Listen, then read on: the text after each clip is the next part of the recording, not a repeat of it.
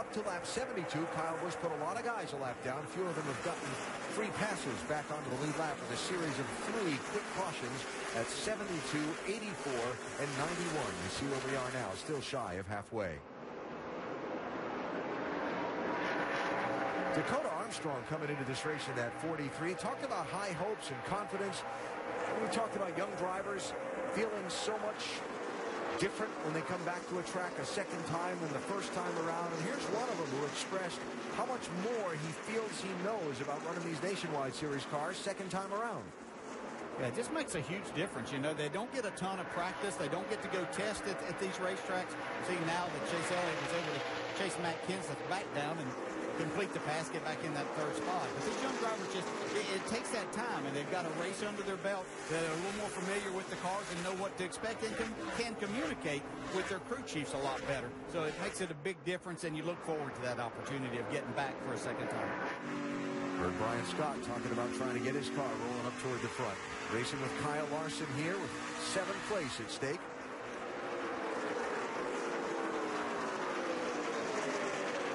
Brian talking about that drive off is what he's looking for. You know, you get back to the throttle. You know, on these short tracks, you need to be as close to wide open as you can, or just pick it up early to where you're applying that throttle, and then get to it wide open as soon as you can to make that pass. But now that we've got 2 and 3 grooves here, it's going to make the passing more difficult, but it's going to make the racing more exciting. Yeah, watching this, it looks like that high lane was pretty good at the end of that long run. And it is available. There's plenty of grooves available. But the best cars seem to be able to put the car on the bottom of the racetrack. Even this run, you know, Harvick was using that extremely high line in 3 and 4 at the end of the first run. And it's not been working for him in this one. You see him trying some different things. Now he's right on the bottom. I keep watching Harvick's lap times here because remember in that long opening run, after we got by like the 25 lap mark, that 5 started going and was one of the fastest cars on the track. Well, since they made the pit stop at 75, we've had 3 quick cautions and haven't really gotten into that long run where after a while we saw him have such an advantage on some of the other guys. Yeah, one of the things that happened there is he was one of the first cars to go way up the racetrack and start using that high lane. Yeah, I'm watching him now. He's starting to go higher now. Of course, that's because Matt Kenseth is running the bottom, and Harvick's trying to go where he's not to keep that clean air on his nose and to try to get a run on the exit of the corner.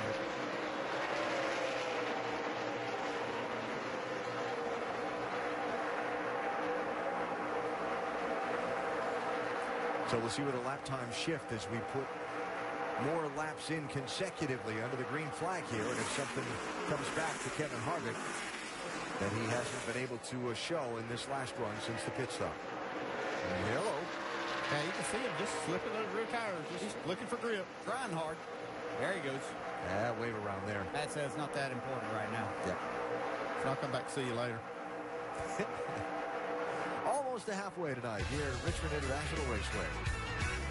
All the laps have been led by Kyle Busch so far, but got a lot of them left to run.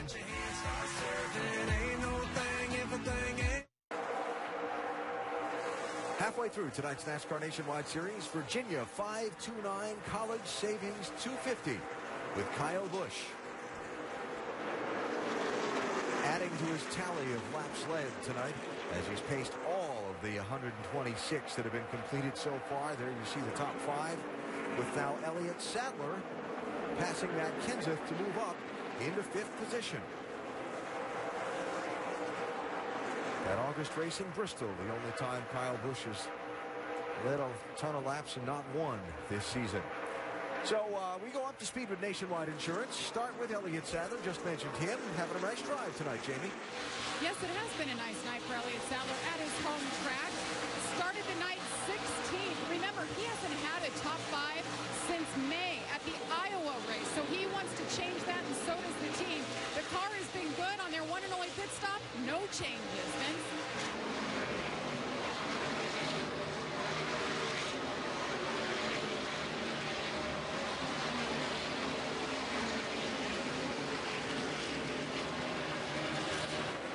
Seems like we're having a little trouble with Vince's mic, so we'll get back to that in a minute. We saw Matt Kenseth lose a couple of positions here, slipping back from 4th place to 6th in this last run. Matt in pursuit of victory tonight here in Richmond, but right now not able to keep up with his teammate Kyle Busch. Continuing with Up to Speed, Dave. Alan, our in-race reporter is driving a car the team really, really likes. It's only ever had one finish outside the top 10 since they debuted it in 2012.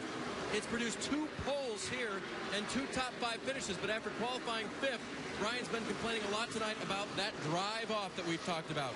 He just reported in tight center, snappy loose off. They'll need some adjustments if he's going to move further forward, Vince. And then behind Brian Scott is that 42 of Kyle Larson. Still tight through the center, but loose in and off. Just needs more forward drive. Similar issue to what they had in that first stint. They made a track bar adjustment in that first round of stops. Scott Zipadelli said they're going to go to work on it again on that next stop. Doc? Yeah, behind him, Ty Dillon began the race very tight in the middle with no drive off it. Danny Stockman took a big swing at it, made a major change. Changed the air pressure, changed the track bar, backed off on the wedge, and now Ty said the car is really good in turn 3 and 4. And Stockman said, take care of the tires, young man. Got to take care of those rear tires. Jamie. And behind him is Regan Smith. Started his night 17th up to 10th now. The car was just okay coming into the race, and it's been just okay so far tonight. They made a small adjustment with air pressure on that one stop, but afterwards he said the brakes weren't responding. They were pretty soft, so they're keeping an eye on that. Doc? Back behind him is the Mid-Ohio winner. There's the 60 car of Chris Buescher. Chris says the car was having some issues early on. He said the car was free in and snappy loose off. They took wedge out, went 1 round down the track bar, made an air pressure change. Now the car is improving significantly, especially up off the corner. Back behind him, Dakota Armstrong, the Richard Petty on machine. There's the 43 for Dakota, and he said that the car was free on exit. He said the car has no grip at the top of the racetrack. Others are trying to run up high. He said, but I can't get off the corner. I've got to stay on the bottom or middle coming up off. Jamie. Behind him, Dylan Kwasniewski started his night 10th, and he slipped back a bit. He's one of the few that's put it twice already tonight. The car was so loose, they went down 6 rounds on the track bar. And then a few laps later for that second stop, they decided to get stickers and help him out. The car is better now, but you can see he's got a little right side damage there, Vince. Well, running 14th is Landon Castle. Castle was actually up in the top 10 earlier in the race, had a little right side contact with the 43, had to come in under yellow, make an extra stop, and get a little repair and some fresh tires as well. But it's been a solid run for this 01, the 25-year-old Landon Castle, former Rookie of the Year in this series. Jamie? And Brendan Gaughan behind him having a decent night, started in the top 10 once again. He says he can't roll the center. It's just a little too tight, and we're hearing that quite a bit, especially as the night goes on. Behind him, Cale Conley in the 33. He has a chance to be in the car at a track for the second time. Remember, he's in and out of the car this season. He has 3 races left. Right now he's saying no drive off. The young guy's just trying to learn his way around the track, Doc.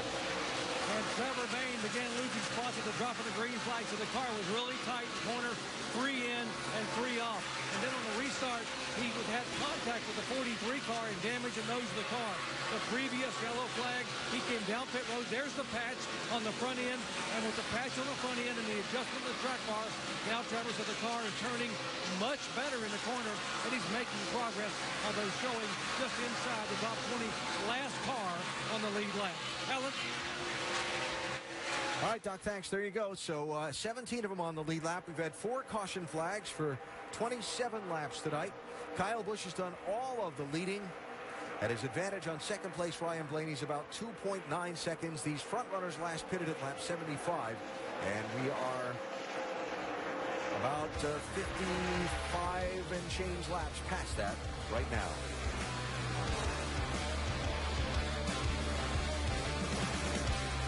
International Raceway and the NASCAR Nationwide Series is on track running. There's been a little framming and bamming tonight.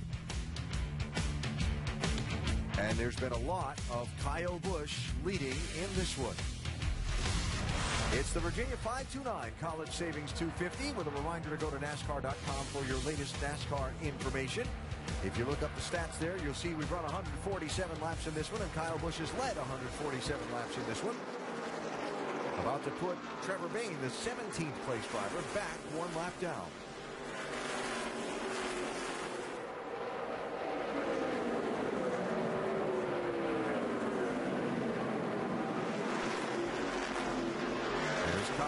Second place, Ryan Blaney, 22. Third place, Chase Elliott, who's run about in that number 3 spot all night long. I think we've definitely helped my drive off this run. Free it's still not bad. A little snug in the center, but I don't think we're bad. I feel that half route in the lefter is going to help that loose in. Yeah, he's giving him some feedback this deep in the run just to kind of let him know that the adjustment they made the last stop was pretty good. He feels like the car's decent. Even though you can see he's losing rear grip, he knows that that's just basically the tires going away. So Chase running in third. His rival for the Nationwide Series Championship, Regan Smith, started back in 17th place in this one and now starting to climb the board. Looking to take 7th place. Take that, 7th place away from Brian Scott. He lost a few spots after that last restart, did Regan Smith. Fell back outside the top 10 and now has worked his way back and been running some pretty good lap times.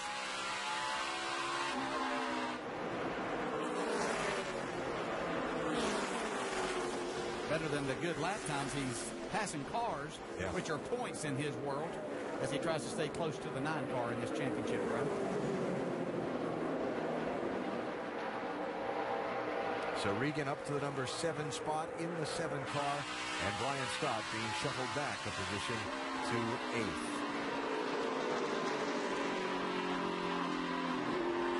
Probably the only problem with that number, finishing 6th or better in this last stretch of races, is that Chase Elliott's been in front of him in several of those races, and he hasn't been able to gain any ground. Brendan Gaughan, 62. Cale Conley, 33 for 15th place. The last 2 on the lead lap, and race leader Kyle Busch kind of hung behind him. A little bit between them. Thought about that. Well, you can just see how hard it is to get grip off the corner. Kyle Busch pedaling it while he's spinning those rear tires.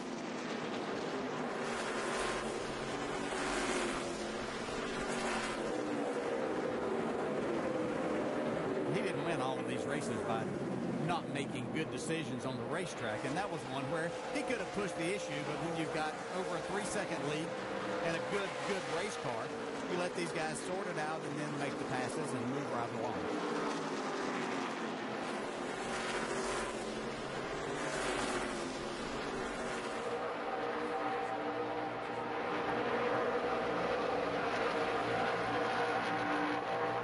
Has kept that car pretty close to the bottom all night. Watch Kevin Harvick in this 5 car up here in turn 4. Oh, yeah. He's made a new groove completely than what we've seen here in a long time. See, it's starting to come this deep into the run. It's starting to make a big difference, too. Whoa. Okay, we heard him talk about that his car was looser everywhere. And that right there was just trying to get a little bit too much. Kind of jumped the cushion a little bit there. Just a little bit.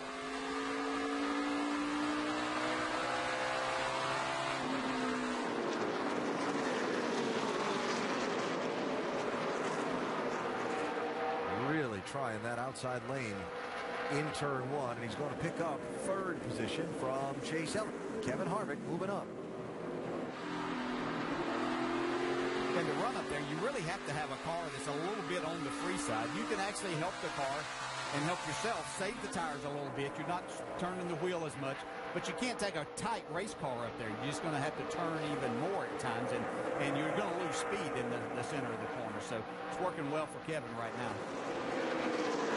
During the up to speed, Doc reporting that Ty Dillon liked the adjustments that Danny Stockman and company made on his car during the pit stop. Ty picking up a spot here on Kyle Larson, who kept it off the wall. Yeah, he's the one car that's really struggled throughout this run, probably as much as anyone else. Whatever adjustment they made has not been to his liking. See the brake rudder pretty red, too. That's a sign of the car's coming down. 80 laps since these leaders were on pit road, which came under caution way back at lap 75. Here's Kevin Harvick going after Ryan Blaney for 2nd. Jeremy Clements, 51, is occupying that higher lane that Harvick's been using. He's going to try another one. Well, that's some pit stops for the race leader.